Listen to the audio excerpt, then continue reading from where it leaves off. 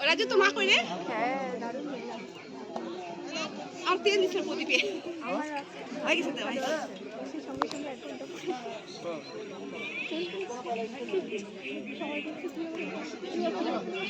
একদম অঞ্জনা